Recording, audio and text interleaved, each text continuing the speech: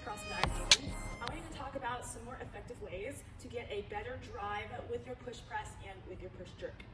So the first thing that you want to consider is your setup position.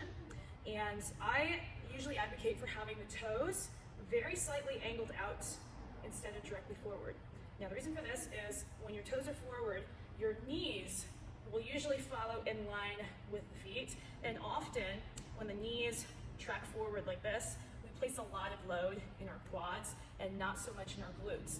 And usually we tend to load that front side a little bit too much. So when you angle the toes out and your knees track outward in line with the toes, you're gonna recruit more of your glutes and your hips in that drive. It's also going to help you stay a lot more upright versus if you're going forward, it's gonna be a little bit harder to achieve that depth without rocking forward on the balls of your feet. So take those toes, very slightly point them out. This is very key when you're doing 1, 2, maybe 3 lifts in a row. If you're cycling through them, you probably are not gonna worry so much about your toes. The next thing is having the right front rack position.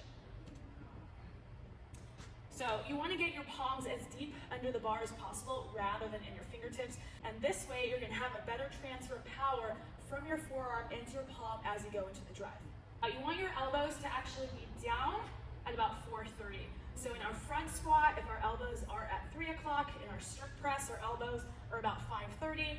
You actually want them a little bit higher at about 4:30, but not too high, so that the bar is nestled right on the top of your shoulders. It's not down below the collarbone, but you can still get your palm deep under the bar. So this is gonna be your really solid front rack position. You're gonna smush that chin back and then drive your collarbone up to the ceiling. You don't want your collarbone forward and down. You actually want to extend the upper back just a little bit and open up that collarbone like it's a beacon of light shining to the ceiling.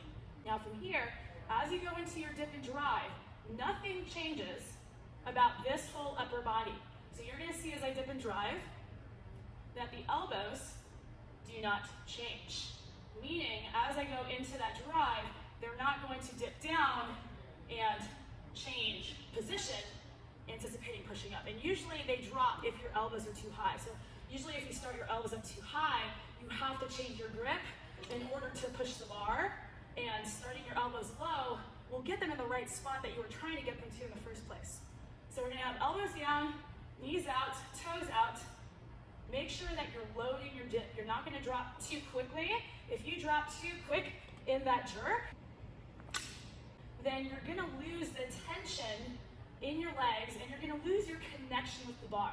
So often I see lifters dipping too fast, and what that does, if you can see that bar kind of bounced a little bit off my chest, is it's gonna make you lose connection with that bar.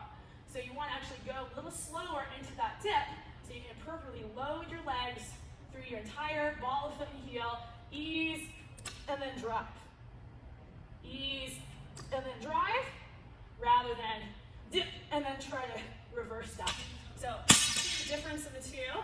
We're going a little bit slower in the dip and perhaps deliberately practicing pausing or going down for 2 counts before you drive will actually transfer more power from your legs into the bar. It's kind of like doing a miniature thruster where you're finishing that squat aggressively instead of trying to change direction quickly.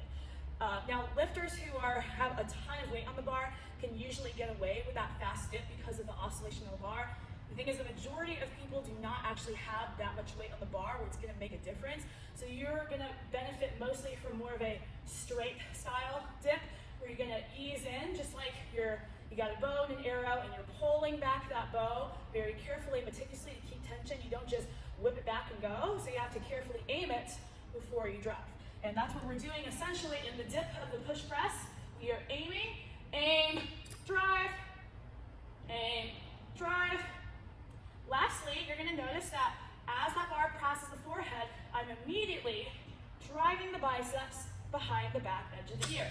Instead of leaving that bar forward, thinking about recruiting the muscles of the upper back as soon as possible, so it's not just the muscles in the front working to support the bar. We're trying to distribute that load over our entire shoulders and torso. So the cue I usually give is drive your biceps behind your ears as soon as you can. So you can drive up behind the ears.